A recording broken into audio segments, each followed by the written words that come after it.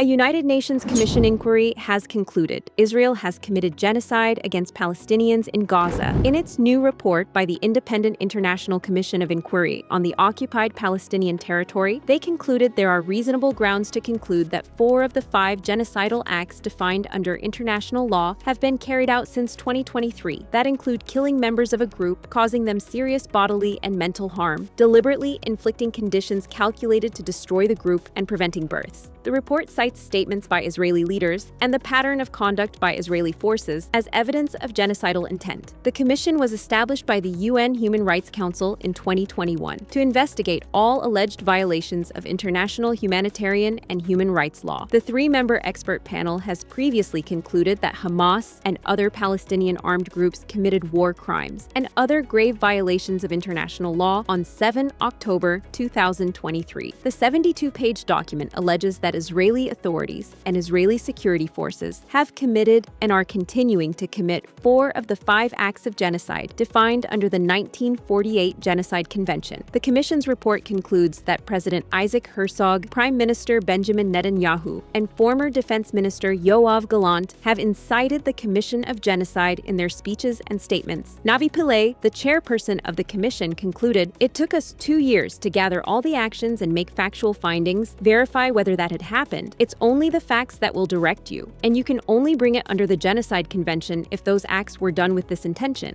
Saudi Arabia and nuclear-armed Pakistan have signed a formal mutual defense pact in a move that significantly strengthens a decades-long security partnership. In a statement, the signatories said, "This agreement, which reflects the shared commitment of both nations to enhance their security and to achieving security and peace in the region and the world, aims to develop aspects of defense cooperation between the two countries and strengthen joint deterrence against any aggression." The agreement states that any aggression against either country shall be considered an aggression against both. Details of the pact remain scarce and probably remain yet to be negotiated, as the haste with which the pact was concluded probably precluded lengthy and complex negotiations about specifics. This is why it remains to be seen whether the pact is worth more than the paper it's written on, as assistance may fail to materialize when the adversary is powerful or interests divergent. Asked whether Pakistan would now be obliged to provide Saudi Arabia with a nuclear umbrella, a senior Saudi official told Reuters, "This is a comprehensive defensive agreement that encompasses all military means. Pakistan has for decades been an able and willing suitor for Saudi Arabia. The Saudis, on the other hand, have been courting the U.S. for a defense pact. For Saudi Arabia, recent developments in the Middle East have opened up a host of anxieties. With the U.S. clearly on the side of Israel, even against its close regional allies, this has sent a chill down many of the regional monarchies. In the estimation of the Saudi monarchy, a defense pact with Pakistan, that includes a defense of the regime, is a better pact with the more capable U.S. that does not provide such a guarantee." Nvidia, the leading manufacturer of artificial intelligence chips, said it will buy a $5 billion stake in Intel, a lifeline for its struggling rival. The deal, announced on September 18th,